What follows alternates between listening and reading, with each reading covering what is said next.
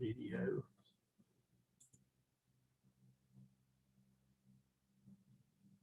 Okay, can you hear me, Wilson?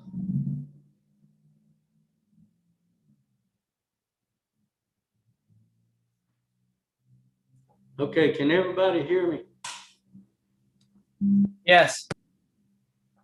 Okay, thank you very much. I appreciate each and every one of you joining our meeting. And as Michael said, I'll be looking forward to when we can do in-person stuff, as well as I know you folks will. But myself today, for about 30 days, I've been dealing with a kidney stone, and I went to the VA clinic today and had that thing extracted.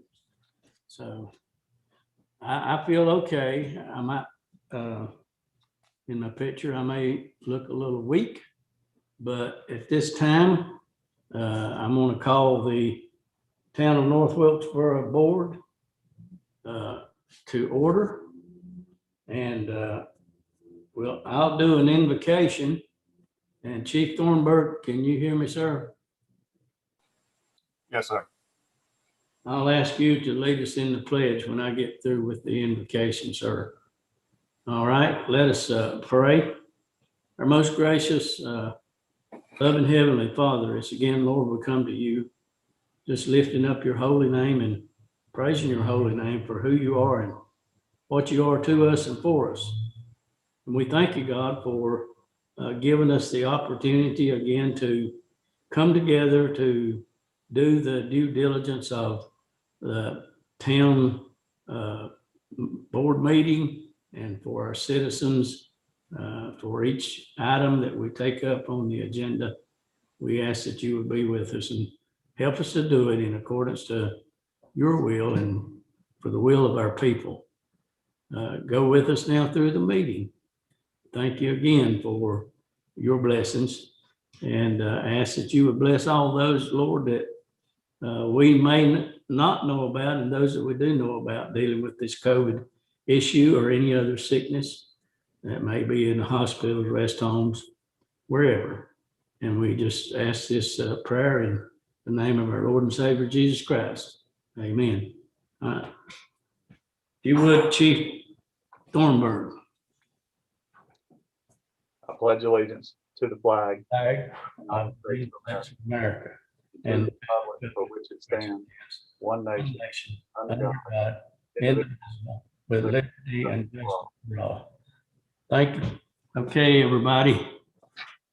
I'll while I've got my mic on, good evening, Angela. Good evening, Bert. Good evening, Debbie Ferguson. Good evening, Andrew, Daniel, and Meredith, and Michael Parsons. Okay, let's get into, do we have additions or deletions to the agenda, Wilson? No, sir. None? Okay, that's item number 5. I would like to have a motion to approve the agenda as written, stated, please. Wilson, right quick. Can I get something? When did we pull an item out of the consent agenda to make it an agenda item? Is this the time that we do that? Yeah, we can do that now, or I would say wait till we get to the consent if it's just talking about one that's listed in consent. All right, that'll work. That'll work. Thank you. Yes, sir. Okay. I need a motion and a second. Didn't we already do that? No? I need a motion and a second to approve the agenda as stated. Mr. Mayor, I make a motion that we approve the agenda as stated. Thank you, Andrew. I'll second that. Thank you, Angela. I have a motion and a second now. We need to do the vote on that. Bert? Okay. Debbie Ferguson? Aye. Andrew, Yes. and Michael, you made the motion, didn't you? Or, no, okay, Michael Parsons. Aye. Okay, thank you, sir. I think that gets everybody in.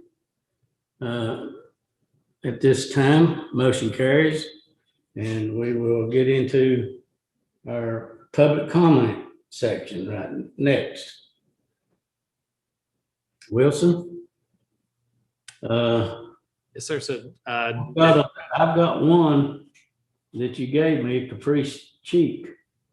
yes, sir. And I don't see her on the list of attendees here. Okay, So I'll just share with others that are watching that if you'd like to participate in the public comment period, to please virtually raise your hand. There should be a button at the bottom of your screen that gives you the ability to raise your hand, or send us a message in the Q&A saying that you'd like to participate, and I'll give you the floor. So Mayor, I'd recommend we wait a moment or two and see if there's anyone interested in participating. thank you, sir. Will do. Okay, I've got one raised hand.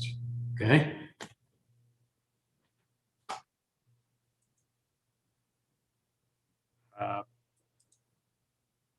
It's Lisa Phillips.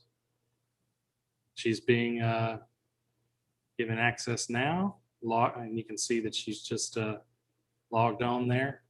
okay. So Elisa, when the mayor acknowledges you, please unmute yourself and you'll have the floor. Alicia, at this time, I recognize you, and you can have the floor to address the board. So unmute yourself and proceed, please. Or Wilson, you may need to unmute her.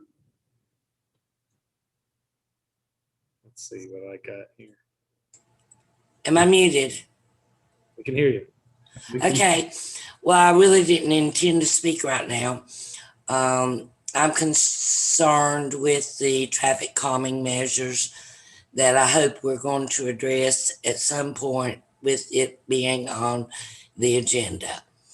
I know Caprice keeps coming to you with proposals and options. And I think my concern is that none of you are forwarding this effort to slow down and stop the cut through traffic in North Wilkesboro.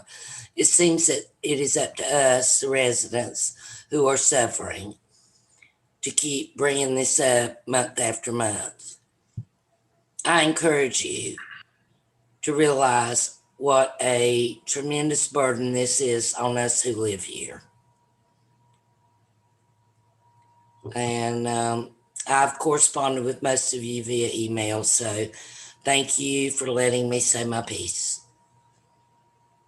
Alicia, thank you. I think I responded to you this afternoon, but we do appreciate you and the other residents of the town with your sharing the input. And as I said to you, I do think that this board and the town manager is trying and working toward coming to some order within our bounds and limitations governed by the laws we go by. And in saying that, that's not trying to evade anything. We do appreciate you and the residents, and we are working and trying to get some plan and comfort to the citizens. And as you said, that's who we need to be trying to work and serve. And thank you very much. Okay, thank you, sir. Does anyone else at this time, the board members, want to have a comment? If so, feel free to do so. I spoke to Caprice earlier. I was expecting her to come and be on the meeting. Sorry, my dogs are barking. I can't do anything about it. Somebody ring the doorbell.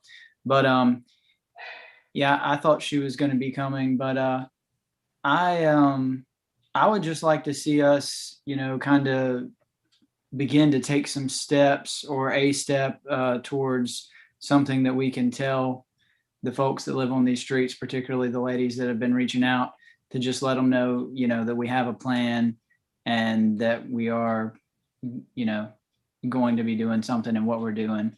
And I think, like I've said before, I think that starts with maybe a plan of increased traffic enforcement on those grid streets. And I don't know if today's the day for that conversation, or if we need it on a future agenda, but I do feel like we owe it to them to make sure we have a plan and kind of let them know what we're doing. Thank you. Wilson, do you have any comments on that, sir? If nobody else does? Yeah, I have a few. We received Caprice's suggestions, and we've got her material that she presented to the board back before Christmas. And there's some pretty interesting stuff in there. And so we actually talked at our staff meeting this morning about ways we could perhaps experiment with some of those suggestions to see if they truly work in our situation. Last year when we first started working on this, I said to you all that these things that look good on paper are really situationally dependent, and you want to test them out in the field before you spend big bucks installing them permanently. And so the staff and I were talking about ways to see if we could maybe test some of these traffic calming measures, and if they yield good results, then maybe talk about installing them permanently. But we're still working on that, and I will definitely keep you all in the loop as we progress on that. And Mayor, we did just this past Friday night pass the truck route limitations, limiting size 6, 7, and 8 on the city streets. So that's pretty clear action that we took. Thank you, Debbie. That's very true. Anyone else? Okay. We'll move right along to item number 7, consent agenda. Wilson, do we want to take these in? Well, we've already, all right, did we approve the minutes, right? No, sir. I think Commissioner Parsons had one he wanted to pull and vote on separately, but That's fine. You want to do that before we get into the rest of them, sir? Commissioner Parsons, which one would you like to pull? The item B, the Peach Street sign. And the reason that I wanted it pulled was just to, I know there'd been some questions about the right of way, and that the sign wasn't particularly permitted. And I just thought I would like to hear Meredith kind of go over it and make sure that we know, since we're voting on it, that what we're doing is the correct thing. Mayor, I would suggest then that we vote on these individually, because I have some comments to make on items C and D. Okay, so that being said, I need a motion to approve the minutes. Are we doing this individually? Yes, that's what Wilson suggested. Okay, yeah. I had a few thoughts on number C actually too, so that's good. Mr. Mayor, I would like to make a motion that we approve item A on the consent agenda. Thank you, Andrew. I'll second that motion. Thank you, Debbie. I have a motion and a second. Okay, roll call. Angela, Yes. Bert,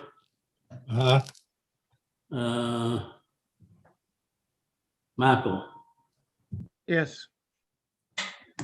It gets everybody. That motion carries. Okay. B, let's see, we're gonna pull. Yeah, we're gonna pull the B, correct? When I say full, Mayor, I mean just to talk about individually. Well, we're going to jump over it and approve the others. No, sir, I think that we should vote on those individually too, because I've got some comments. No, that's what I'm saying. We're going to jump over B and go to C. I think we can talk about B now. Meredith's ready to answer questions. Okay. That's good. We'll take them in order then. All righty then. Let's go with the Peace Street sign. Meredith? Okay, and then I've also got let's see, Chris Nichols is online too. If Wilson, you want to promote him, if you guys have specific questions about the location also. Okay. All righty. Do you want me to go through it, or do you guys did you have specific questions? Does the board member want her to go through the whole thing, or? Not necessarily. Meredith, when we were talked about this before, there was a question about the right-of-way issue and all of that. What did y'all do to resolve that? Well, the state has, let's see if I can pull it up. The state went out and looked at Peace Street with, I believe it was Lance Bird, and didn't have any issues with it, and actually stated that this was while it was a DOT road, I think they have deeded it to the county.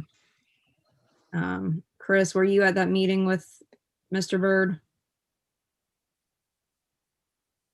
Yeah, that's pretty much what he stated, I think, in that letter, was that it was the responsibility of the county to give permission to put anything on the right of way. I think back whenever the road was built, I think the county actually paid or reimbursed the state to build the road. And the right of way looks For like it. lack of better terming, I guess the county is in charge of the road, or somewhat owns the road. And the right of way kind of varies in that area. The closest, it looks like it's like 65 feet right when you turn in. So, it would vary a little bit depending on where we are, but for the exact location, once you guys get ready to install it, we could go out there and determine that. Yeah, and I'm sure Mr. Bird probably wouldn't have a problem coming back and giving his blessings as well. Yeah, I've worked with him several times on signs to make sure there's no site triangle issues and it's out of the right of way. So, yeah. Okay, that's all I was just making sure of, because I just wanted to, because I knew there'd been a question about some of the legalities of placement and everything. So it sounds to me like you guys have that worked out. Thank you, Michael. Meredith, anybody else have any questions for Meredith or Chris on this issue before we move along? Mr. Mayor, I make a motion that we approve the resolution granting Commissioner's permission to Synergy Recovery to erect a sign at the corner of Peace Street and Old Highway 421. Thank you, Michael. Need a second to that, please. Second. Thank you, Andrew. All righty, roll call vote. Angela, Yes. Bert. Thank you. Debbie Ferguson. Aye. Thank you. Let's see. That's it. All righty. Motion carries. Thank you very much. Now, I think, let's see. Next item is election filing fees. Yes, sir. So I've got a few comments to make about this one. Okay. Every 10 years when the results of the census come in, towns are required to redraw their voting districts. And the reason why you do this is because every voting district is supposed to have roughly the same amount of people in it, so that no one's voter's vote is diluted by being in a district with a whole lot more people than another. And so typically the census results come in enough time for municipalities to redraw those districts in a legal way. Well, this year the results of the census are being delayed until September. And with the elections in November, that's not a lot of turnaround time to get those districts drawn. And so the executive director of the State Board of Elections has actually recommended that municipal elections scheduled for 2021 be postponed until 2022 on an unknown date, so that municipalities have enough time to redraw their districts legally. So the impact of that on us is that it might delay our election even though it doesn't apply to us because we don't have districts. You all are all voted on at large. And so the census results don't have any effect on at-large elections. And so if the elections were postponed, unless the General Assembly specifically exempted towns with at-large elections like us, we'd have to postpone our elections as well. So I just wanted to make the board and anyone else who's interested in the election schedule in our town aware that that was brewing in Raleigh. The General Assembly has the sole authority to make that decision. And I haven't heard one way or another what they plan to do. But I just wanted to let you know that the State Board of Elections has recommended that. If it starts to get traction in Raleigh and there's real interest in the General Assembly of postponing the elections, then I think we need to contact our legislative delegation and ask them to support legislation that would exempt us and other towns like us from any delayed election legislation so that we can go ahead and hold ours as scheduled. But like I said, that's just a recommendation from the State Board of Elections for now. And so I recommend that we go ahead and take the actions that we need to take as if the election were going to be held on schedule. And this is the main one here, which is setting the filing fee. Okay, that being said, I need a motion to approve the election filing fees as they are present. This is Andrew. I had a couple thoughts. Yeah, that Wilson, you basically answered my questions. I had heard that, and I even had reached out to the representatives for the Senate and the House to see if they had any info on it and to let them know that I mean, if it doesn't affect us, then I would like to see us go forward with our elections just to stay on schedule and keep voter confidence and stuff there. But thanks for filling us in. Can you kind of keep us updated on that, Wilson? Yes, sir. As far as I know, there hasn't even been any legislation proposed. But yes, I'll monitor what's going on and keep y'all apprised of any developments. Thank you. With that being said, I'd like to make a motion that we pass C on the consent agenda for election filing fee. Thank you, Andrew. Now I need a second, please. I'll second the motion, Mayor. Thank you, Debbie. Okay, I have a motion and a second. Roll call, Angela Day, Aye. Bert Hall. Thank you. Michael Parsons. Yes. Okay, I think that gets everybody. All right, that being said, motion carries. And we will move on now to item D on the consent agenda. Wilson. Yes, sir. So I actually have some good news that I wanted to deliver to the board that's related to this item. This afternoon at about 3 o'clock, the Local Government Commission approved our application to borrow.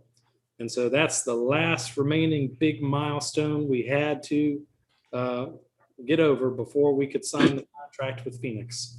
And I can't tell you how big a deal this is. We haven't been there in front of the Local Government Commission in 5 years. Since then, they've got a new treasurer, a new application process. We've been through some financial matters of our own. And I don't want to say what they did was rubber stamped, but I'll say that we were part of their consent agenda. So they didn't even have to discuss our application. They just passed it without much fanfare, and we're pretty much ready to go. I presume they'll be sending us an official notice here in the next few days. The other thing we've yet to find out, though, is what our actual interest rate will actually be. On the original application, it was, I think, 2 3/4 or something around there. But the Local Government Commission will sometimes offer you half of what the prime rate is on the day you're approved. And so we could be looking at an interest rate as low as 1.5. So yet to find that out, but hopefully we'll get some relief on our interest rate. But even if we don't, the one that's on the application is very manageable. And I hope to get the confirmation from them soon and turn around and sign the contract with Phoenix Constructor soon, which Danny's going to review for us this week. And soon after that, the dirt will start to turn. So that's good news. I wanted to deliver to you all today. Thank you, Wilson. It is good news. So at this time, anybody have any questions before we call for a motion and second and vote to Wilson? Okay, there being none, I'd like to have a motion to approve the D elevated storage tank capital project ordinance amendment. Mr. Mayor, I would like to make a motion that we approve item D on the consent agenda, elevated storage tank capital project ordinance amendment. Thank you. Have a second, Bert. Thank you very much. Okay, roll call. Angela Day, Aye. Debbie Ferguson, Aye. Michael Parsons. Yes. Thank you. Motion carries. All right. Moving right along. Section 8, Town Manager / Attorney's Report. Wilson, I do have two reports, actually. The first is, if you watch the governor's press conference today at 2, you know that they have moved up the date for phase 3 of the vaccination process to tomorrow. And so folks who are included in phase 3 will be eligible to start making appointments to receive the vaccine tomorrow. And that category includes just about all city employees, including elected officials. So starting tomorrow, if you all are interested in getting a vaccine, you'll be eligible to make your appointment. In fact, the only there's probably about 3 city employees who aren't eligible, and me and Debbie Pearson are 2 of them. But just about everyone else is eligible to start receiving their vaccines soon. So I would encourage you to find your spot and get your shot starting tomorrow. And we'll be clarifying, we'll be confirming what I just said, and that is that I think most of the rest of the workforce will soon become eligible. So hopefully we'll have a lot of takers and you'll see most of our employees get the shot. So that's my first report. The second report is something I've actually got some images I want to share here with you.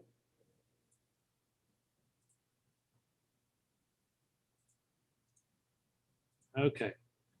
So as I mentioned at our last regular meeting, I wanted to start giving you all updates on some of the accomplishments that the town has made over the course of the last year or so. And today I wanted to talk about the Greenway.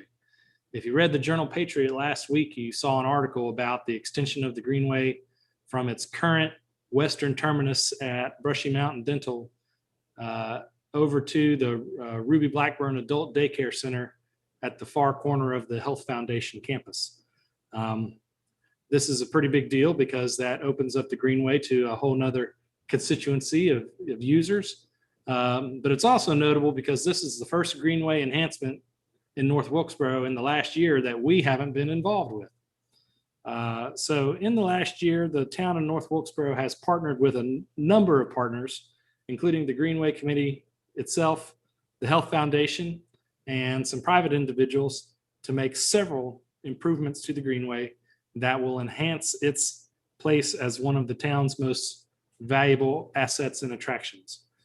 So I'm going to go over those now. The first one you see is a picture of the sidewalk that connects Wilkesboro Boulevard with the Greenway near the baseball fields at Memorial Park under construction. So this picture is a year old. This one's been completed and in service for about a year now. But in my opinion, this is probably the most significant improvement we made because it's a direct connection between the Greenway and downtown. If you ever want visitors and users of the Greenway to maybe make a little detour into downtown to shop and spend money, you've got to have a connection, and this is it. So this one, in my opinion, is probably the most important one. This was completed in April of last year. The town crews did the work there, and the Greenway Committee paid for the materials. So a good partnership between us to complete this segment. The second improvement we made is this one here. In partnership with Dr. Christopher Roberts of Brushy Mountain Dental, the town led the effort to replace the worn out decking on the deck behind Dr. Roberts' office, which is also a nice feature of the Greenway because you've got that overlook of the river there on the deck. This was an important project both for the safety and the attractiveness of the Greenway there at what I consider to be the Greenway's landmark point at his attractive building there. So now folks can enjoy that view of the river safely from the deck. The cost to make this improvement was split between the town and Dr. Roberts, and a contractor completed the work. All right, moving on. Last month, the town completed a partnership with the Health Foundation to install bike repair racks at each end of the Greenway in North Wilkesboro. So this is the one at Smoot Park, and there's a similar one near Dr. Roberts' office at the western end. These stations were actually purchased by the Health Foundation with a grant they got from the state of North Carolina and installed by town crews. So our contribution was an in-kind contribution here. We also paid for the creation of the concrete pads you can see there. So these stations encourage Greenway usage by cyclists and make it a more attractive destination for cyclists and other folks to use that amenity. All right, moving on. This is an unattractive picture for now, but it'll be a more attractive picture soon. The town has begun work installing another extension of the Greenway around the back of the ball fields at Memorial Park. This will connect the Greenway directly to the ball fields, but it will also serve as a more compact and circular walking track for those who perhaps aren't interested in walking from one end of the Greenway miles and miles to the other and then back. This is scheduled to be completed in April. It will be funded by the Greenway Committee, with our crews again doing most of the installation work. And here's a part of it that you can see is mostly complete. A little more landscaping when the weather turns and we can plant grass and stuff there. But you can see this amenity coming along.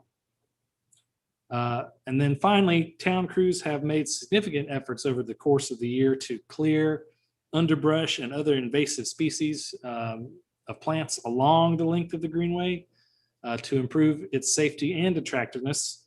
Their efforts have prevented plants from growing across the path, but they've also made the river itself more visible so that when you're using the Greenway, you can see that beautiful natural feature more. All right, so those 5 things were just the elective stuff. On top of all that, town crews have spent significant time and resources, I'm going to use quotes here, rescuing the Greenway by filling in washed out sections that appeared after the heavy rain events we've had over the last year, and applying fresh gravel to spots where the gravel was walked away.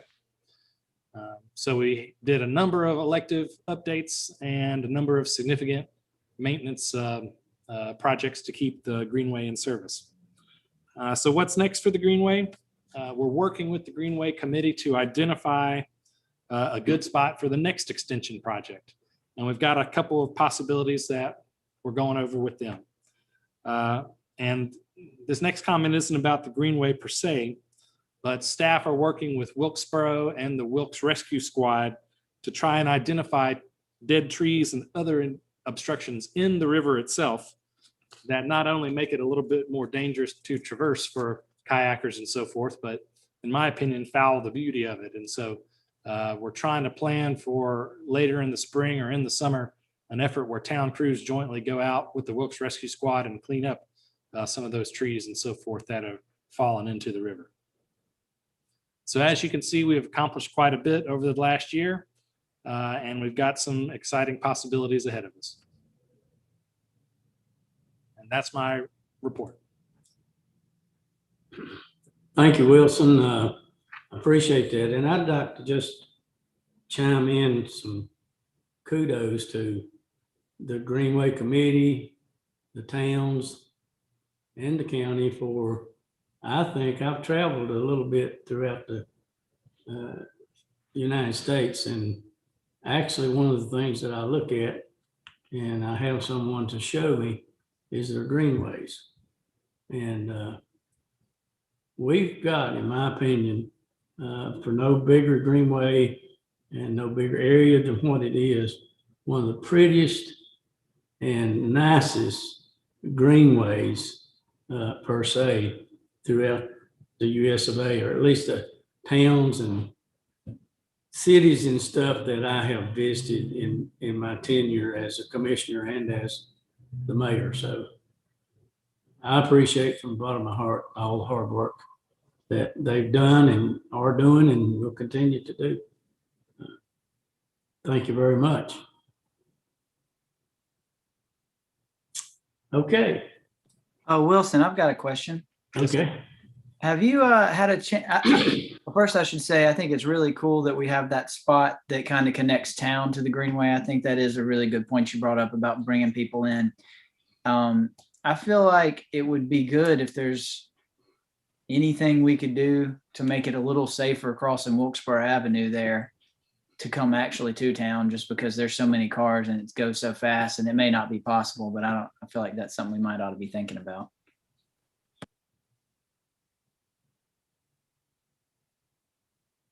Yes, sir. Anyone else? Okay, Danny, do you have anything for us?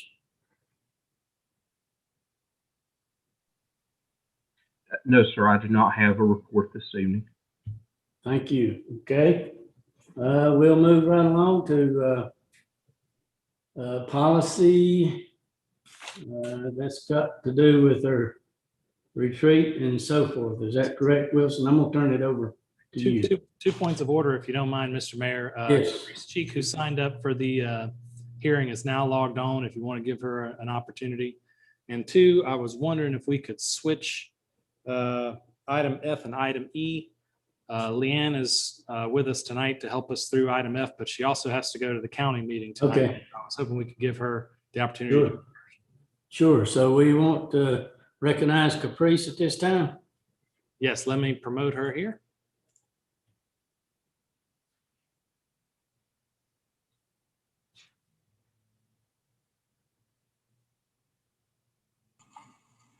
All right, Caprice, the floor is yours. Thank you very much, Mr. Hooper. Hello, everyone. I'll be really quick about this since I missed my window of opportunity earlier this evening. I certainly apologize for any delays there. I had messaged Mr. Hooper that those bike stations are great. That would have saved me a rescue trip earlier this afternoon. And I'm really excited about the sidewalk work and the connectivity of the Greenway. What I wanted to speak to you about, and I'll be very brief. I know with your retreat coming up Friday, that we had discussed in a couple of meetings or work sessions before about the possibility of you folks setting aside some time to discuss traffic measures in your budget discussions, and hopefully to set aside some funding for that. And to that extent, you know, I've been to several of the meetings. I've contacted several of you multiple times. Other residents have as well. And I'd like to ask you to really zero in on a plan for traffic measures. And when I say plan, I don't mean come up with a measure that you're going to install right now. It's asking too much of everyone, I think, because it does warrant a lot of investigation and research. When I ask that we make a decision now to create a plan, I'd like to see you folks consider setting some deadlines to revisit the problems. I think from what I understand that some of the measures, the traffic calming measures that we tried in the test may not have been as successful as we had hoped. And we're still gathering some control data at this point. I'd like to hope that by April, after your retreat and after the March work session, that you folks can come back to the residents and give us a, hey, this is what we think we can try to do. And I think that primarily we can start with the increased law enforcement. I know that's asking a lot of Robbie and his staff, who are still probably under the COVID protocols, but with restrictions being lifted a little bit, and with the vaccinations, I think that have been completed, you guys may be out of your time frame there, your wait period there. Hopefully we can start with some additional law enforcement, some increased law enforcement, and a clear plan on what that means. Times, when, where, what your plan is, more specifics about what a plan is. And then maybe some updates on when the truck ordinance signs will be available. I know that we were waiting to get that passed and then order the signs, and that's going to be a process. But hopefully you guys can come to some conclusions and have a concrete plan in place for how we're going to approach the problem. Like I say, I've been here several times. Other residents have contacted y'all by email. They've been and addressed you. And it's just time we come up with some plan to approach the problems. And by the way, thank you all again for the truck ordinance. Even though it may not have been as restrictive as I had hoped for, I think it will still be effective, and it will be much easier to enforce than what I had hoped for. And I realize that. And I'll be the first one to say, I think this is going to work, and it's a step in the right direction. And now we just need to keep the momentum going and move on some other measures as well. Thank you all so much for your time. I truly appreciate it. Thank you, Reese. Okay, Wilson. So now we go to, you want to do the incentive stuff with Leanne, correct? Yes, sir. Okay. Let me promote Leanne here.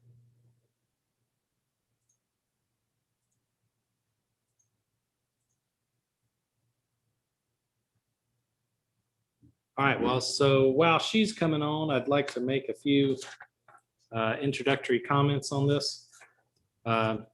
You all know I like sports analogies. Usually I use football, but today I'm going to use golf. Economic development is kind of like playing golf in that you won't be very good and you won't score very well if you've only got one club. You've got to have a bag full of clubs, a different club for each specific situation. And so what I'm recommending here is that we add a couple bags to our club, a couple clubs to our bag. This conversation will be one part of a conversation I hope we hold periodically over the next several months about ways we can attract and retain businesses here that will hire and invest in our town and improve our economy and quality of life. We've got a couple clubs in our bag already. We've got our facade and our business grants for downtown business. But these are like having a putter and a pitching wedge. You're not going to be competitive if you're only playing around with these two clubs. So like I said, I propose we add a few more clubs, specifically a investment incentive program and a small business incentive program. Now, as for the investment incentive program, I've heard since I've been here that we kind of had one and that, maybe ours sort of matches the county or something like that. And so I'm kind of joking that I say it that way, but I'm kind of not, because if I don't really know what's up, then how do you expect a business considering relocation to know what's up? And so I think that now we need to clarify our policy, bring it up to date, make sure it's competitive, and then let folks know that we've got it. And the reason why I think we need to let folks know that we've got it is threefold.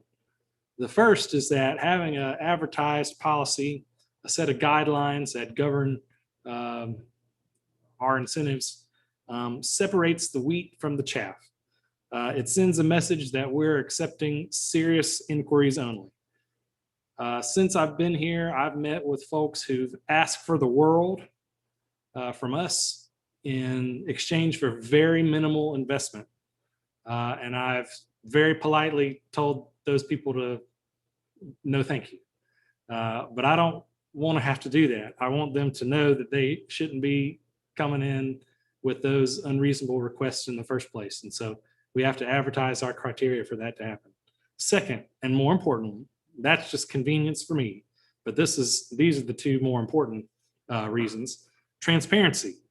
It gives our citizens some knowledge about what we're doing. It lets them weigh in on the trade-offs. It lets them know that when we're negotiating behind closed doors, which we have to do in this process, we're not giving away the farm.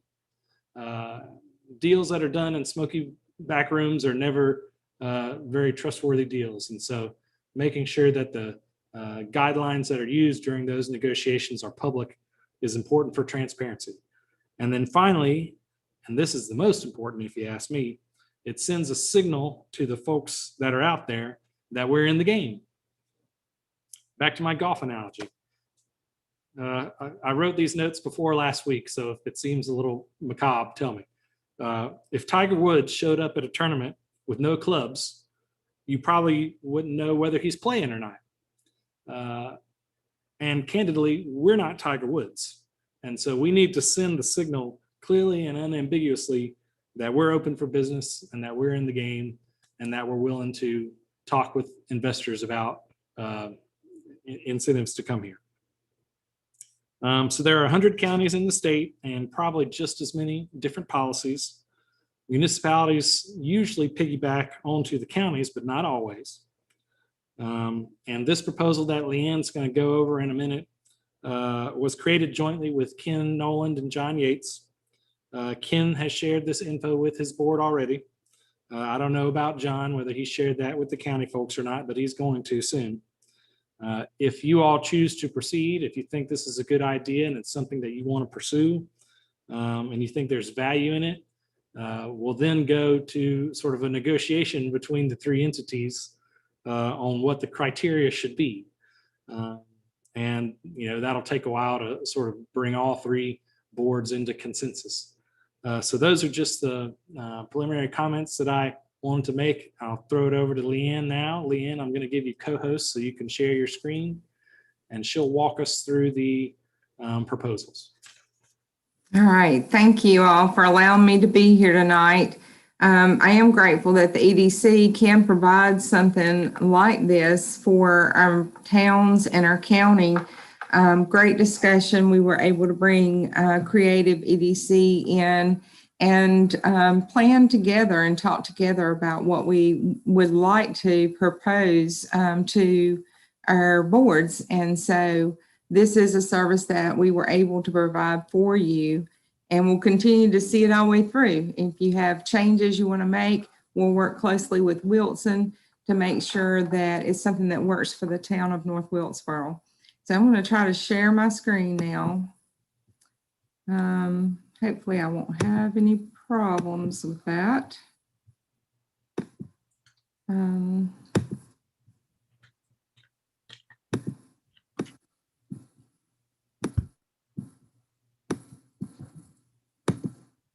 All right. Hey, Wilson, am I good? Yes, ma'am. All right. Thank you. Many times Robin is doing that for me, so I'm not as versed with it. But as you can see, this was the beginning of our policy review. And the first thing that we wanted to talk about that Crystal brought to our attention when we were meeting is that incentives are really about if a company does not locate, you get $0. And if they do locate and they pay their taxes, and of course that's based on their tax revenue of the investment that they make, and it's not even speaking about the jobs and the ripple effect that it makes in the community for other companies being able to provide services or products to that company and supply those goods. But, they actually locate and they pay taxes. And so this was an example that Crystal used. She said, the company paid their incentive grant, or the incentives get paid to the company after they have made the investment and paid their taxes. And then even after that incentive is paid to the company, there is still revenue left over during the years of your policy. So if that was a 5-year policy, for years 1 through 5, you would actually be paying an incentive years 1 through 5, but you would also be receiving positive revenue. Even after that incentive is paid, you're still taking in tax revenue from that client being in town with a new investment and more jobs. And many times what I see at this point is that a business will knowingly, by knowing that they're going to be able to receive incentives, that usually leads to them either investing more in the building, more in their equipment, or more in employees and jobs. They know that they can use some of the funds that they have towards this project, and based on the incentive that they'll receive for those 5 years, they're actually going to make a bigger investment and more job commitment because of the incentives.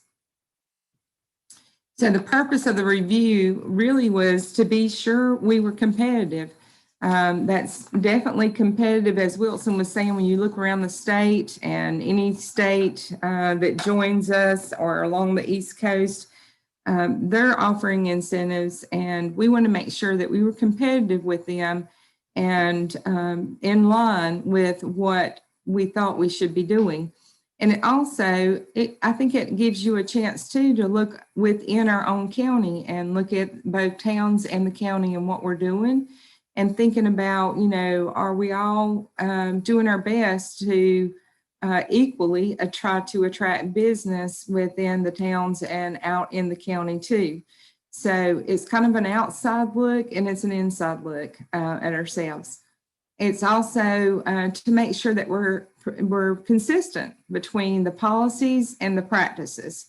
And what we found is that it's been a long time since the policies were looked at, the contractual language was looked at, and we actually kind of have been practicing one thing, and maybe our guidelines and our contract language wasn't quite matching up what we were saying. And so nothing wrong with that. It's just that it needed to be up to date, kind of like what I see Meredith do a lot of times with regulations and policy and procedures that she works on. Every once in a while, we just need to get it current. And so it was a great time just to come to the table and talk about things. This time, we also looked at using grant guidelines that are based on policy parameters. And so that's what we're going to spend the rest of the time looking at, is what would those grant guidelines look like? You know, through the EDC, we know what those parameters look like usually, and we're doing our best to try to represent you as the town and the county to try to help that company make a decision about whether or not they fit within the guidelines and the parameters, and give them a little bit of an idea of what they could expect. So having these guidelines, as Wilson said, it will help him when he's talking to companies, what you can promote on your website if you choose to do so. But more than anything, it will help us through the EDC as we get requests for information, or we're working with companies directly, that we can kind of explain what the policy looks like. And then it will give us a chance to align the municipal policies with the county. And that typically that's how it's been done in the past, way before I even arrived. I've been here for about 2.5, going on 3 years. And I see that in other counties that I worked in economic development, is usually there's a county policy that the towns also feel comfortable with. And so if a company comes to locate their business, many times we will take the request for incentives to not only the town, but we'll also take it to the county. And if we're aligned, it works much easier and it's much more simplistic. So hopefully that's where we'll all end up, is aligned just as we have been with the county and both towns doing the same concept, at least on the industrial grant process. but that's, you know, for your input and as we go through the process. So really, when we looked at our industrial grant program or incentive program, the only change that we really talked about was that in the past, the threshold of investment that a company needed to make was usually around $800,000 and up. And so through Crystal Morphus's recommendation, where she works all over North Carolina and along the Eastern Coast region and states, she's, you know, had suggested you might want to consider dropping that to 750,000. And we were all comfortable as a group when we were talking about that it is because we're in a rural county and the investment is more likely to be just a little bit lower.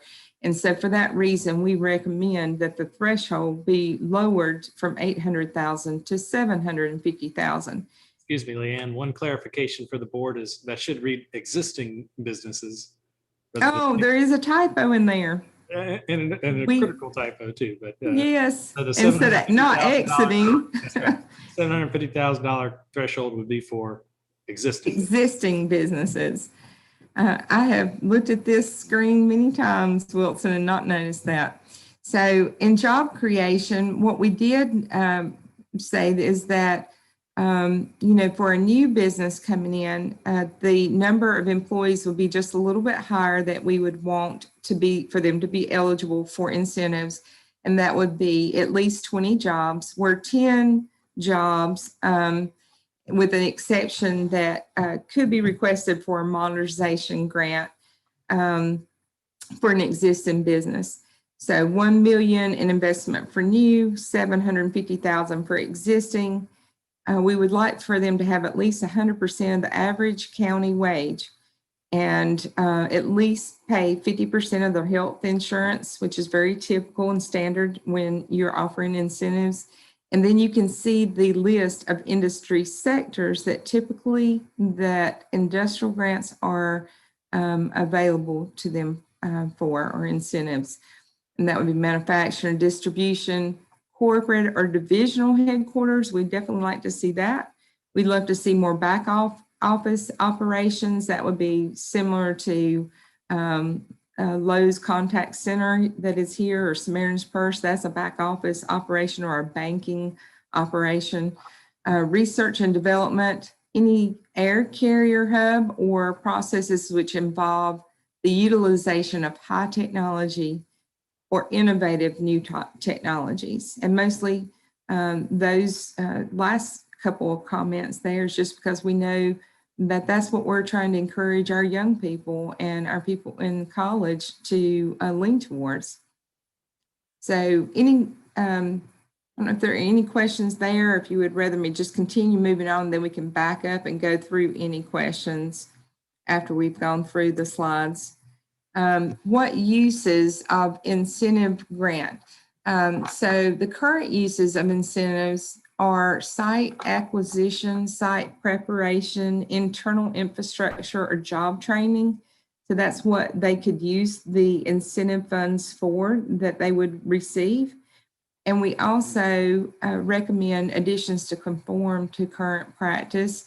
And that is, we have been, as a county in our towns, we've also been using incentive dollars that could go towards building upfits or renovations to older buildings, because we want to encourage that. And that's going to increase the tax revenue if that building is improved. And even if that company ever leaves us, they will leave us with a better building, which we would hope they would never leave. And then for existing businesses, if all options to expend their grant money on real property, it could be used for machinery and equipment. And so that is an option, that machinery and equipment could be purchased as one of the ways that they could use their incentive funds towards these types of expenses. Factors for consideration. Currently, we always talk about investment, their jobs, their wages, their potential future expansions that they would have here, positive impact on infrastructure, and the potential to attract other companies that might supply goods to them. We also talked about in the policy that it would be good to recommend additional considerations, and that would be headquarters facilities, reuse of a vacant building or former industrial site that may, not be in operation today. Outdoor economy business, that's something that our whole county has been starting to move towards, that we want to attract more businesses like that. And then a LEED certified building, and that basically is a building that is very efficient and they have to meet certain criteria and be more green. Now, the incentive grant guidelines, this is the sheet that we have not had that we feel like would make it easier for us, your EDC team, as well as your leadership and you as commissioners, that when we would bring you a project that we could actually tell you, okay, they're bringing X amount of jobs, this is their investment, their wages, whether they're existing or new, and what type of investment, what type of building they're going to be, upfitting or building. And you could look at this and actually assign points for each one of these areas. We would do this for you, but it would be so simple to be able to add up these points and see that they meet a level 1, which you can see there on the right side of your screen. A level 1, if they between 35 and 50 points, they would get 80% in 5 years. Level 2, 80% 6 years. Level 3, 80% in 7 years. And so we actually went back and looked at a lot of incentive policies that you all have supported in the county. And we looked at what policy actually was awarded to the company. And if we had looked at all this criteria, would it have equaled out the same? And yes, it does. And so it's very similar to other grants that have been done in the past. It just helps you actually have a tool to validate why maybe their investment justifies 5 years versus maybe 6 or 7 years. And you can see it at the bottom of this screen. It says you would get additional points, and that's up to 5 points for each factor if it met one of those special things that we're really trying to promote in North Wilkesboro. I don't know if there's any questions there. Should we stop at that point, Wilson, and see if there's any questions, or should we move forward? I think it would be okay if we fielded questions at this point. So this is all related to your industrial grant program. That would be the larger investments in job creation, typical to what your manufacturers, distribution and such you've seen and done in the past. Really with no major changes except the threshold, and then using this point system to help you treat projects fairly and similar. Any questions? Leanne, this is Andrew. Thanks for bringing this.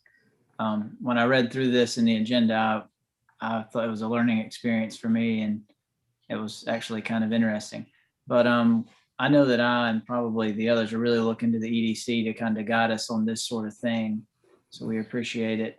My only question is and this is probably not a great question, but how in the past, since you've been here, has North Wilkesboro used any of these things like this before that are examples? Yes, there have been incentive packages in the past. I've been here, almost 3 years, and I have not had the opportunity to bring a project to you that was of this level, other than, JELWIN's expansion. And in the case of JELWIN, instead of them asking for incentives directly from the town of North Wilkesboro, they held themselves accountable to the state of North Carolina and to Golden Leaf for their job creation and investment in wages, so that the grants could be awarded for the water tank project. They, I hope one day they will come back and actually have another investment at some point. And this would be exactly what we would use to look at whether North Wilkesboro would incentivize them on, and maybe, more investment, more jobs. So that's an example. And Andrew, I wish that I could tell you about more in the past, but I'm sure that there has been for manufacturers in North Wilkesboro. I don't know if any of the commissioners that have served longer than my tenure in the county that could remember another project, but it's been a while since there's been a major industry could bring that significant type of investment. And that's why Jellwyn's investment of $8 million and 29 jobs was a large impact. And actually they invested more than that, and they've hired a whole lot more than that. Also, when, say if a business comes, does this apply to them through the municipality of the town or North Wilkesboro, but also through the county as well? Yes, if the industry is new and relocating to the area, or whether it's one of our own industries, we will always go to the municipality and usually do that first before going to the county. But yes, they could receive an incentive for both because they are being double taxed, right? They're paying town taxes and they're paying county taxes. So they're eligible for both. Thank you. You're welcome. There was a time when we actually had a staff person who was an economic development person, employee for North Wilkesboro, and the town did use some incentives during that period of time. But when the recession of 2008 and 9 hit, it took such a toll that that position was actually eliminated, and that person went into another position with the town, and little has been even needed since then. But I'm particularly glad to see that the two towns and the county are working together and offering in developing this program. I think it will be good for all of us to be working off the same page and less confusing for businesses who might come to the community. Thank you for that, Debbie. Many times Robin and I and Carolina we're receiving requests for information on potential projects that are out there. Maybe they're looking at the whole state of North Carolina. They might be looking at the Northwestern area, or we may be competing with multiple states in the South. And they ask us, what do you think potential incentives would look like? And that's part of the submission. And if we can't answer that question, we can't submit at all to even get into the opportunity to hopefully attract that company closer to look at us and talk to us. So partly having these guidelines helps us represent you the way you want to be represented. And it's very clear. I like the point system. We haven't used one in any other county that I've worked in, but as Crystal has worked across North Carolina and she works much in Virginia and Tennessee and South Carolina, she has seen this point system used successfully in many, many locations. So if it's all right, then I will move to the next slide. And in this slide, we would be actually talking about something that's new, something that's not been done in our county. And it's a new small business grant. Before I get into what this is, I'll give you a perfect example of when I'd like to be able to utilize this program. Many times your downtown programs, like your facade grant, it works for those that are on Main Street. But what about those that are just maybe along D Street as you go towards the hospital and you start to get out of town? You know, they're still in the town of North Wilkesboro, and you're receiving, tax revenue from them, but there's nowhere for them to really go to ask anyone for any type of assistance. They want to grow, they want to add jobs, they want to upfit their building, which is going to increase the tax revenue, but they don't really have a program they fit in. And I've had that happen many times since I've been here over the last 2.5 years. And I always have to say, I'm sorry, there's not a program that fits what you're getting ready to do. But to them, it's a huge investment. And they're going from, one phase of their business to another growth phase and adding jobs, adding equipment, upfitting the buildings. And it's a big deal to them. And that's how companies grow, right? And so this is a program that I think is really good, that both towns and the county are considering from the discussion, that we have with Crystal and working with your managers. So the job creation would be much smaller. It would be 5 jobs, and the investment would be $250,000 in taxable improvements, including business personal property. The grant is paid as a reimbursement for the expenses that they paid. So once again, they would have to perform before, just like the industrial grant, you have to perform whatever you said you were going to do, an investment in job creation. You've got to do that first and prove it before you are eligible to receive your first payment, and so forth. Each year, we're looking at those things and making sure that they met their benchmarks. But in this case, they would have had to at least been able to make that investment. We could see it on the tax revenue that they had made that investment, and we would be able to verify that they had moved towards adding the 5 jobs. The wages would need to be that they're paying their employees 100% of Wilkes County's average 3-digit NAICS code of the company. So what that means is a retail job, we can look and see what's the average wages of retail jobs or restaurant type jobs. And we can even break that down even further if we need to, but we at least get it into the category of the type of industry that they're in, and ask the question, are they paying the averages? Maybe it's not on the industrial grant, you're looking at the overall, all jobs in Wilkes County's average wage. But here you're looking at within their sector, are they paying the average wage for those types of jobs? And we know how to verify that information with the Department of Labor.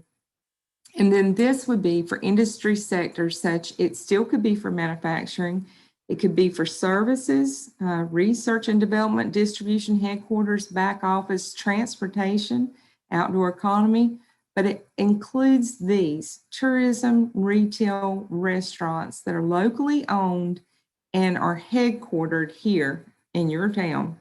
Those are who are eligible. So in the past, if you were in tourism or retail restaurant, there's really not a program for you, not even the industrial grant, it doesn't fit. But this program would give you a way to incentivize these companies to keep growing, keep adding jobs, keep making investment.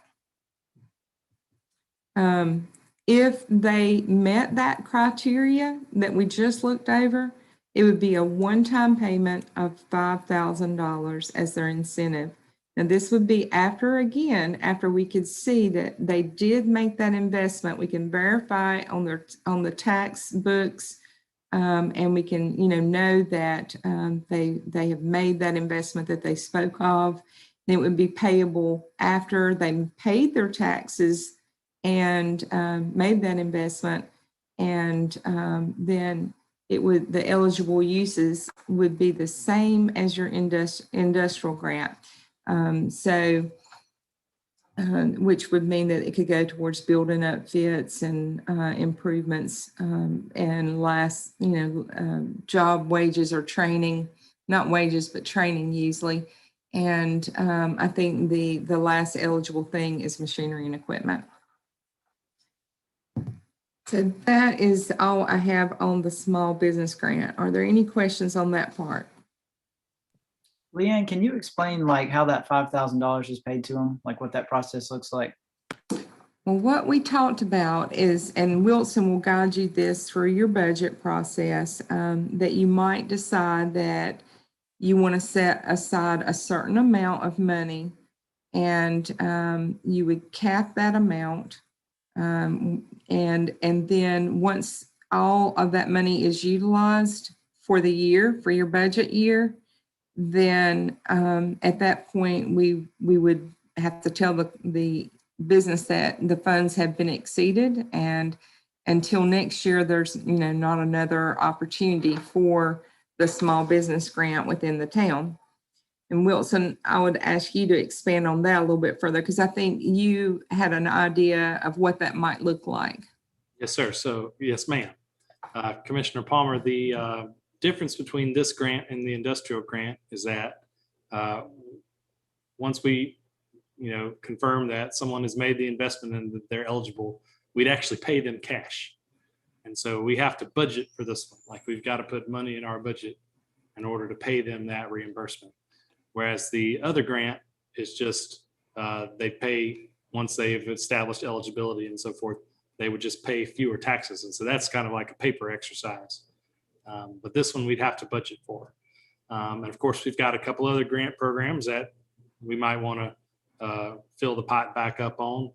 And back when we were doing our non-residential building code, there was talk about a grant for owners of those buildings as well. And so as we get into the budget season, we'll need to talk about how much we want to allocate either per grants or just have one big pot of grant money that each of these different programs would take from, or what we want to do. But this would require an allocation in the budget.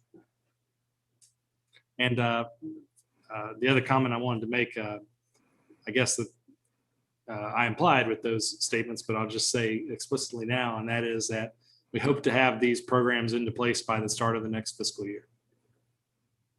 And will these, when a company or a business comes to, I guess, apply for this, will every one of these come before the board? Yes, sir. Thank you. Are there any other questions about the small business grant, or if you need to go back to the industrial grant? If you have any questions about that, I'll be glad to try to answer any that I can.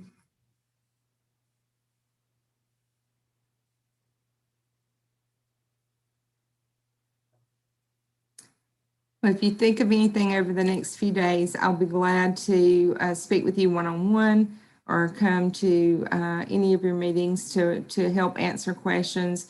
These are just suggestions. This is based on guidelines from a very seasoned professional in economic development. Again, I think our industrial grant is very much in line. We just need to clean up some language, maybe tighten up the threshold just a little bit, but I do recommend the point system. I think it'll make it much easier when we bring you a project to be able to see whether or not you think they would be eligible for, 5 years, 6 years, 7 year type incentives. The 80% is pretty typical. And there again, I would reiterate that while you're, you would still be getting 20% of the increased revenue on the tax books, you would still be taking that as new investment each year in your tax base. And then after the 5th year, it goes to 100%. And so the whole sole purpose of that is just to encourage the company to be able to do more, hire more people than maybe what they would not be able to do, but for these grants, they would be able to do more. So Wilson, I thank you. I thank you for the opportunity to present and look forward to continued discussion. If there's any question after you think about it further, we're just here to carry out whatever the wishes of your board are on incentives, and to be able to hire the consultant to come in and sit down and talk with us, both towns in the county and the EDC, has been a wonderful process.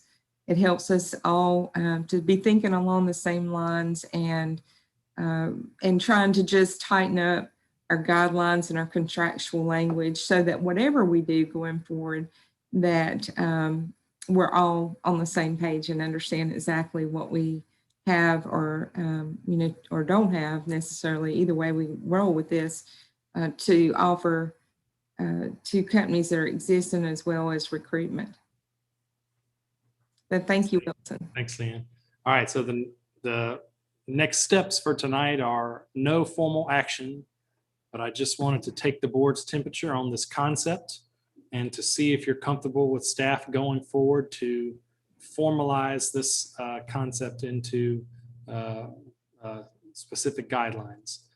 If you choose to move forward, obviously we'll take a formal action on it at a later date, but there's still some legwork for staff to do to get the attorneys to bless this and to come up with a draft agreement for these grants and so forth. So there's still some work for us to do, but I just wanted to make sure you all were comfortable before we proceeded.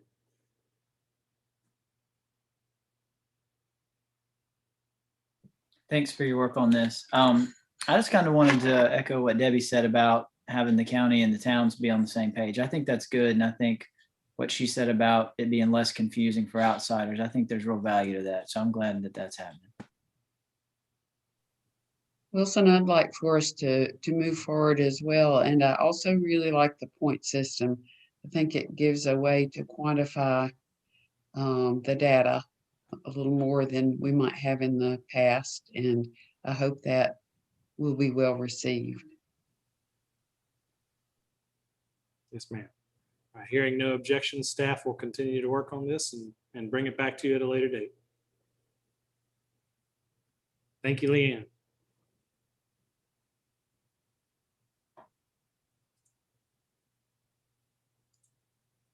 Okay, Wilson, you want to go into the board retreat stuff or So let me about it right now, or?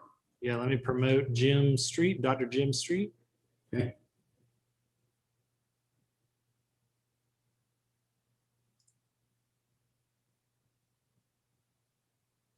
Jim, can you hear us? Yes, hold on just a second. Okay, well, while he's getting connected, I got a few introductory comments on this. So as you can see, we have Dr. Jim Street on the line with us. He'll be our facilitator at the retreat on Friday. His actual job is leadership coaching, but that track overlaps with facilitation so much that he was a natural choice to perform this for us. Both leadership coaching and group facilitation sort of share the same goals, and that is to have individuals or groups in our case be their best and most productive selves. Jim is well regarded both as a leadership coach and as a facilitator, and so I'm glad he agreed to help us through this process. So I'll turn it over to him in a minute, and he's going to lead us through the first part of an exercise that's designed to help us get us talking on Friday. We'll conclude that exercise on Friday morning. And as a matter of fact, if you'll turn to the, I got to bring something up on my screen, excuse me. I'm sorry, I forgot I hadn't sent this out yet. Where'd that go?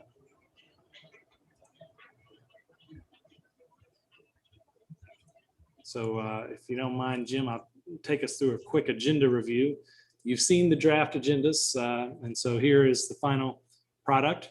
You can see that this evening we've got a number of things scheduled, including the beginning of this exercise that Jim will lead us through. Starting on Friday morning, if you want to arrive a little early and have some coffee, we'll be there around 8:30. But the meeting will come to order at 9 o'clock. At 9:05, Jim will lead us through the conclusion of this exercise, which takes about an hour, but it's an important one, like I said, to get us talking. At 10 o'clock, we're going to pivot into a discussion of board procedures. I've heard from a couple of you all that you'd like to talk about that in a group setting so that we can all get on the same sheet of music with regard to the board's procedures. And you can see a couple of examples of what I mean there in the description. At 11 o'clock, we'll take a biology break, which means whatever you need it to be. If biology means get a snack, you can get a snack then. We'll reconvene at 11:10 to go through a quick discussion of what your priorities are for the coming year if you had a blank check. So I mentioned this last week, but I'll just reiterate that I kind of want to hear your priorities uninhibited by any other concerns. And so we'll do that at 11:10. At 12, we'll break for another biology break and to pick up lunch, which Debbie will have there for us. And then reconvene at 12:15 for a working lunch and a presentation from Connie and I on the town's financial picture. So this will include some up-to-date information about the status of our revenues, and hopefully a discussion amongst the board and me about the possibility of getting back into investments in the coming year. We've had austere budgets the last few years, but I think we're reaching a point where we can start to invest again. But really, that's up to you all. And so I'm hoping we can just talk about that, not necessarily make a decision on Friday, but at least have a conversation. I'll also present to you a sample financial policy that I'd like to go over with you because I think it's important that we create one for ourselves. At 1 o'clock, we'll have brief presentations from the department heads about the needs of their departments in the coming year. They know that they've only got a few minutes, and so they are practicing their elevator speeches to share what they need and still be brief. And I'm asking them to do that just so you'll have that in mind when we pivot into the next conversation. After an exercise led by Dr. Street at 2 o'clock, at 2:30, we'll go around the room again and ask you what your priorities for the coming year are, knowing what you know now. So you know a little bit more about what the department heads say our needs are, you know a little bit more about our financial picture. What do those two factors, what effect do they have on your list of priorities for the coming year? Another biology break at 3:20. And then at 3:30, we'll try to build consensus about what our priority projects will be in the coming year.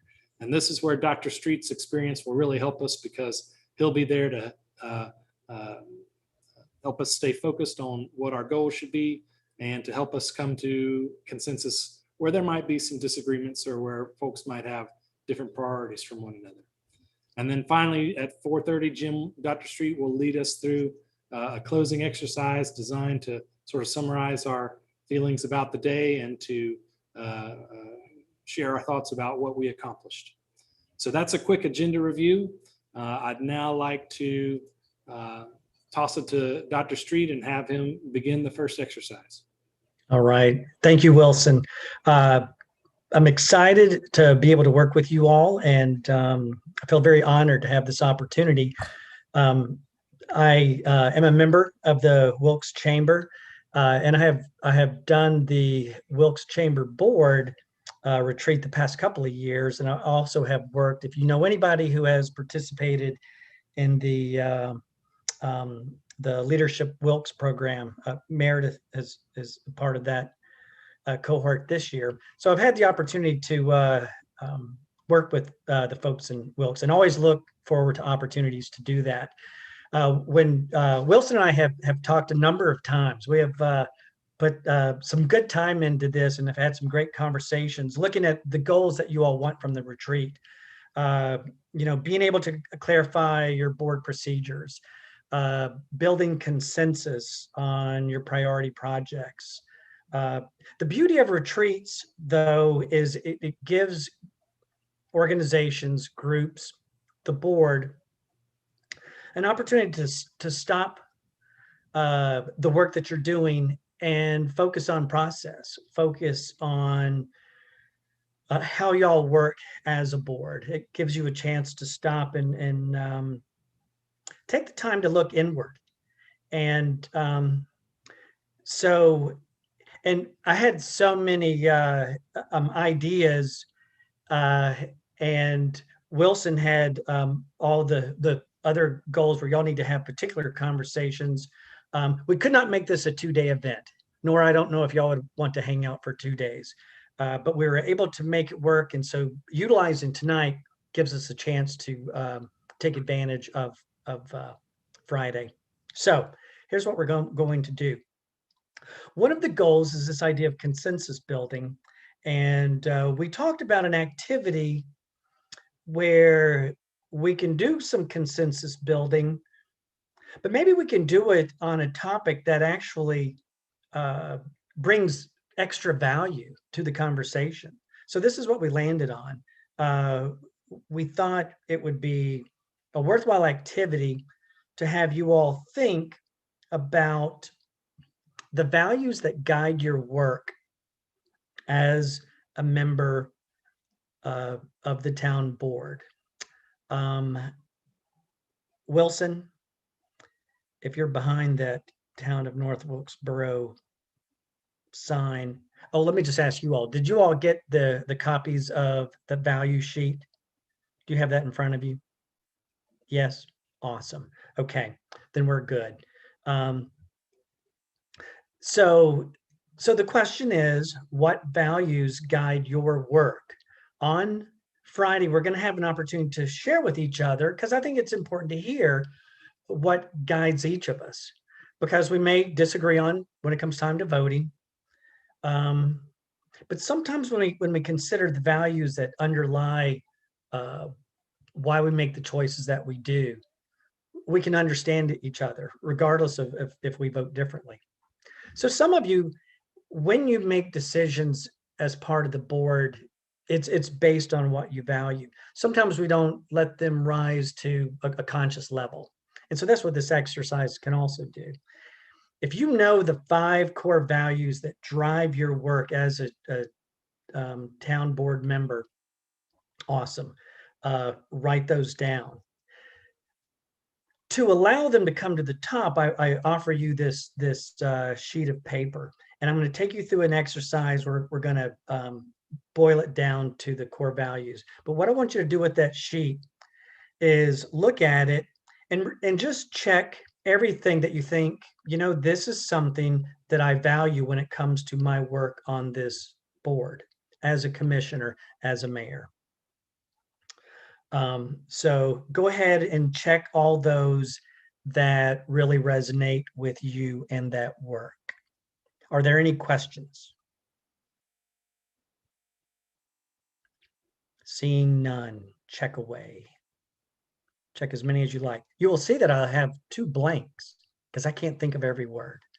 So I'm curious if anybody puts something that they value in one of those blanks, because I didn't have it. Let me know if you do.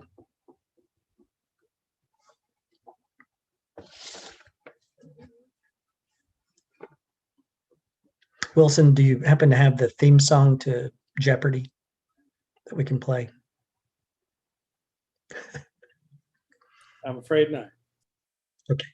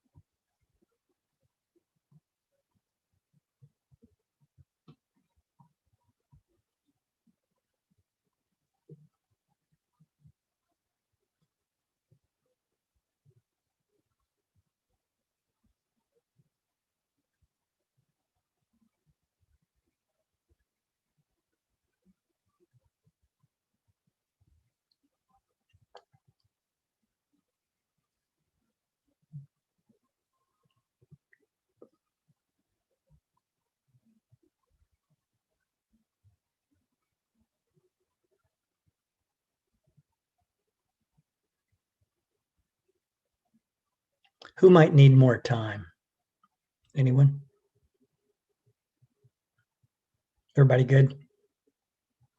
Okay. Now, you have some words that are similar to others. I have no idea how many you checked. I would like you to boil these down, and they're all important. You checked it. It's important. And I need you, though, to pick the top 10. So circle or highlight differently, however you want to do it. But out of all those words you checked, oh, first of all, did anybody have a write-in? I'm curious if anybody. Andrew, what word did you put in? I wrote in vision. Vision. That's a good one. If you like vision, add it, check it. Did anybody else add one in? Andrew, what I will now do is go find a word that I think no one probably picked, and vision is now in. That's a good one. All right. If you would please circle, highlight, do something, but boil it down to your top 10.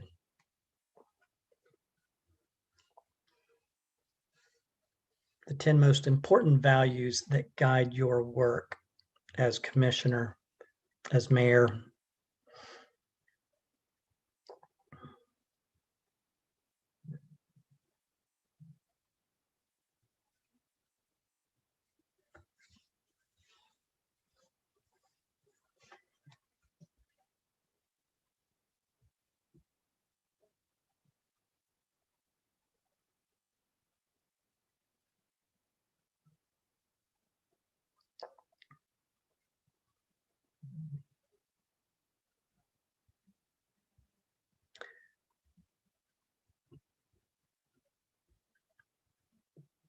Does anyone need more time getting it to 10? All right, Angela.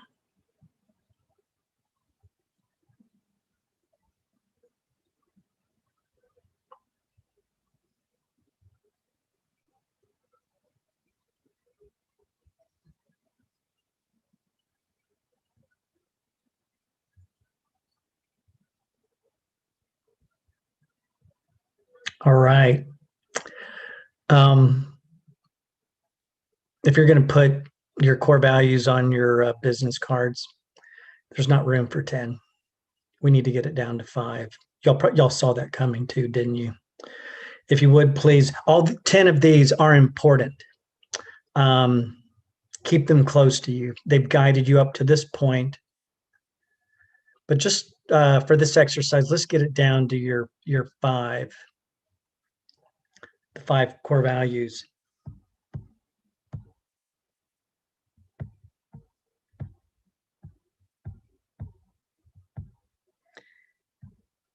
And when you get it down to 5, you might have seen page 2. Go ahead and write them in. And if you can, put them in rank order, 1 through 5.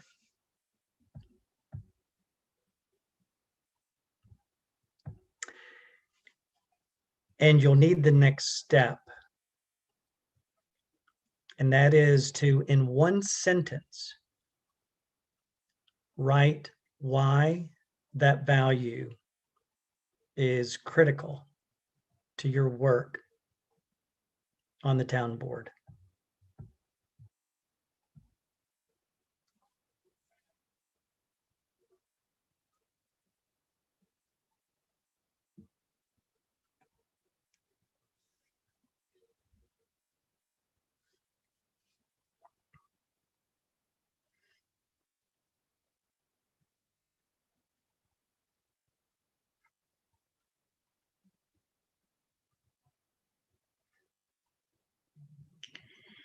Jim, repeat that again, the 5.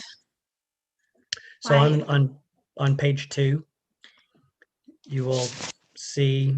No, well, never mind. I have 5 picked. You want us to write down out of those 5, right? So on page 2, you'll see the numbers 1 through 5, and you see the word why underneath it. Okay, gotcha. Yeah.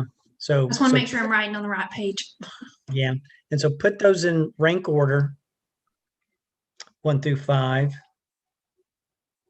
I know it was hard enough to pick them. but go ahead, rank them in one sentence. If you can put it into one sentence, why that core value drives the work that you do. It guides you. These 5 are your true north.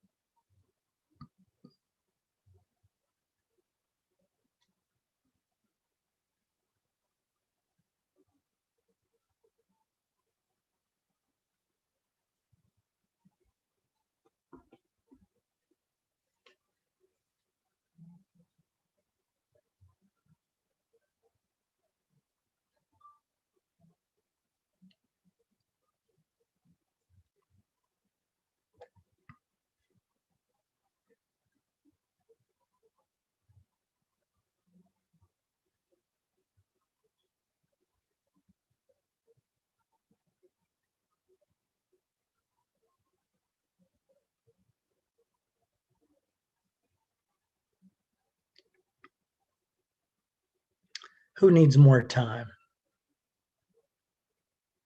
You're fine.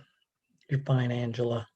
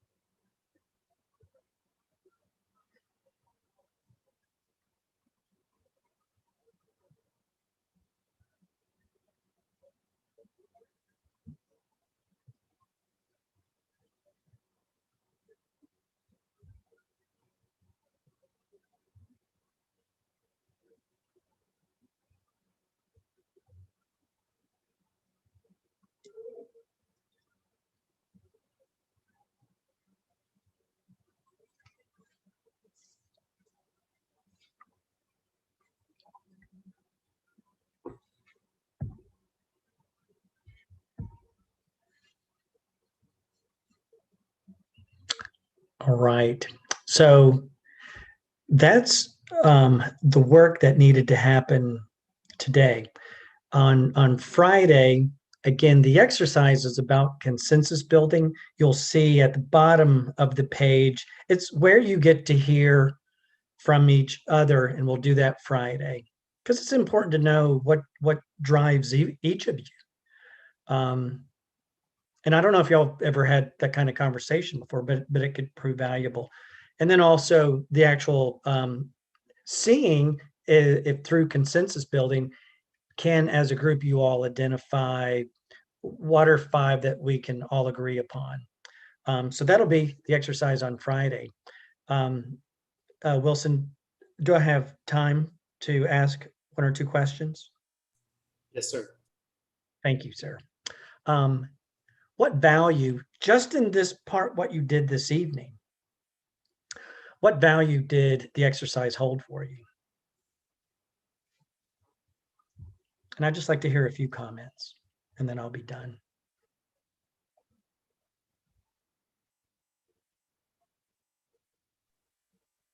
I think it has helped us clarify and focus our thoughts a little bit toward how we will, when we share this information, we'll gain insight as to what's important to each of us, and which in turn will help us determine how we work together in the future. Thank you, Debbie. Anyone else? It made me it made me kind of compact how I approach this job, so that, you know, it's given me basically 5 areas, 5 key words that kind of define how I like to look at my task of being a commissioner of this town. So, I could have started with the whole list, but then by trimming it down to 5, it really condenses that into a pretty focused, so that when I present this, it will pretty well state kind of how I approach what I do. Thank you. Thank you, Michael. Anyone else? What value did this exercise hold?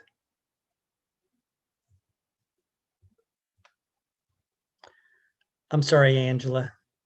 You need to hit that mute button. It made me realize that I'd like to do them all. But in the reality, these words really come together. I mean, a lot of are very much the same actions, but just different titles in a lot of ways. Yeah. And it made me realize, rethink again, what do I find of importance in my position as a commissioner, and what I value. Awesome. Read just about any leadership book. They all say it starts with self-awareness, and y'all have been, each of you have been acting on your values in your work. It's not always front and center. When it's not front and center, it's easy when you're under pressure, when people are pushing you, when you have to respond to so many people, we can lose sight. If people hold shiny things up in front of you, we can lose sight of our true north. So an exercise like this allows us to come back to it, come back to our foundation, come back to where we find our center. 6 through 10, still important. Beyond 10, still important. We're always putting one value ahead of another. So I'm forcing you to rank, but on a daily basis, we rank, and we'll say, in this moment, I need to value friendship more than this. And in this instant, I need to value my integrity more than my friendship, or my health more than happiness. So anyway, I think this in and of itself is an important exercise, but it's really just setting up what we're going to do on Friday. So I hope that you found value in it today, and I hope we can have some fun with it. And it'll be, I think, an important experience both to hear what other people value, but also see if we can land on as a consensus building activity. So anyway, we're on our way to Friday. I look forward to spending more time with you then. Thank you. Mrs. the Mayor, it made me realize that, and I think probably most everybody sitting on the board may have heard me say this, how important it is to have unity and harmony and respect for each other's ideas and opinions, and it makes, in my opinion, it makes for a better board as a whole, and a better board to serve the general public with. And that's one of the most important thing that I get out of it. Awesome. Thank you for sharing that. On Friday, you'll have your 5. Oh, by the way, if you change order, if number 6 needs to become number 5, or if you think that other word, but bring your 5 and that one sentence. And I want the one sentence because there's going to be so many conversations on Friday where we need brevity to get everyone in the time allotted. So in this case, that one sentence, if you'd like to work on it between now and then, do so. But that's what you'll bring on Friday. I'm good.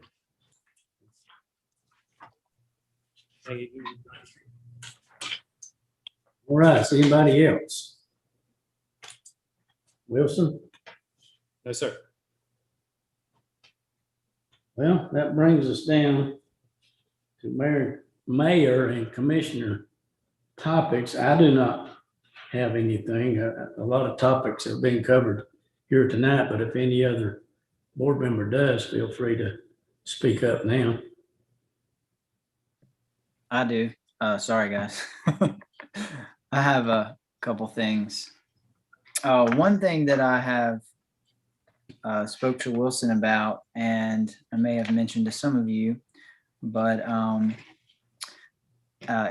think is important, is I would like to see us as a board come up with a better process for how we do the town manager evaluation process. And over the past few months, I spent some time kind of researching some options, and I created a couple documents and gathered a third one that I kind of put together and I had sent to Wilson. And I'm not saying that we use that, but at least it's a starting point for conversation. And I would like it if the board would want to kind of, take action on that and develop that process better. And in my conversations with Wilson, I think that a good way to do it may be to have Trish kind of be the liaison between us or something so that we can do that. I would like, if we do, if there's enough of us there, everybody wants to do that, I would like to see us have like a completion date of a month prior to when the actual town manager evaluation is, so that when we have it, it'll be good for us and good for Wilson, and in turn good for the people of the town. And so that's kind of my first little topic there. Does anybody have any thoughts on that? Andrew, could you just ask for that to be included on a work session agenda, and we could all begin our conversation as a group that way? I mean, I'm okay with doing it however the proper way to do it is, as long as it gets done. I had initially talked to Wilson about putting it on an agenda and for a work session, and they were kind of full. So then I kind of said, I'm down for whatever. And one option he said was maybe to go to Trish, but he wanted me to bring it up at a meeting. And I actually forgot to last week. So that's what I'm doing now. So I'm okay with whatever, as long as we get that end result a month before that evaluation comes, like we have that process in place. It's what matters to me. Seems like that's a way we've done things like that often in the past. Just you've shared your ideas with me and you have some valid concepts, and that way they could go out to everybody and we could talk about them and perhaps come up with a plan. Yeah, at a work session. Yeah, I'm okay to do whatever makes everybody comfortable, and I just want to help facilitate us get a good process. That's all. Listen, would that require a vote from the board to have that new plan in place? Well, votes never hurt because they, clearly express the board's intention. But I don't know if there's a legal requirement that it be voted on, but I'll check on that. And what is the date of your evaluation? It would be after the first of the fiscal year, so it would be in July or August. Then I would suggest that if the March work session is full, that it should definitely be included in the April work session without a doubt.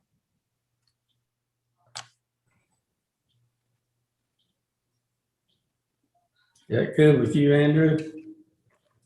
Yeah, I'm okay with whatever works for everybody. I just feel like that it's something we need to do. And I think there's enough time that we can have it done before we do the next evaluation. And I think it'll be a good thing for everybody. Okay. Anything else from any other board member? If I can just make a comment on this. So Sure. this is an example of the kind of board procedure I hope we can talk about on Friday. And one of the reasons I asked Andrew to bring this up in a meeting is to just sort of get the board's approval. These kind of projects require a commitment of staff time and resources. And so I always want to make sure there is agreement on the board before staff embarks on these kinds of projects. Usually this is the kind of project I lead you through, but since it's about me, I'm going to delegate it to Trish. And so I've already briefed her on this, and she'll be available to take your phone calls and answer your questions on this matter once we get started. Okay. Do we have enough head nods or whatever you need to actually get it on the agenda, Wilson? Yes, sir. I think we do. Okay. I've got one more comment if nobody else has anything. My other thing is just on the speeding on the grid streets. I've been really thinking about it a lot, and I feel like that it's probably worse on those streets than I initially thought it was.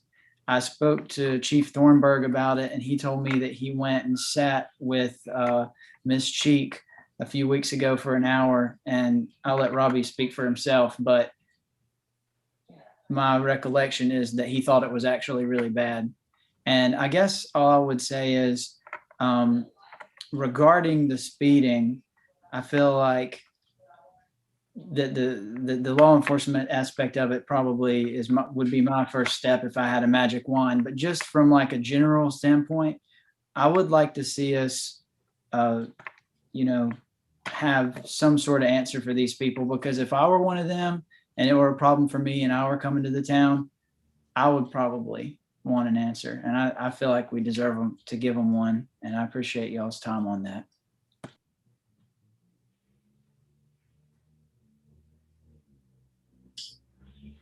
Okay. Any other comments from anyone else? Okay, there being none, I'll ask for a motion to adjourn. Mr. Mayor, I'd like to make a motion, we adjourn. Thank you, Andrew, and I don't have to have a second, so we are now adjourned. Jim, take care.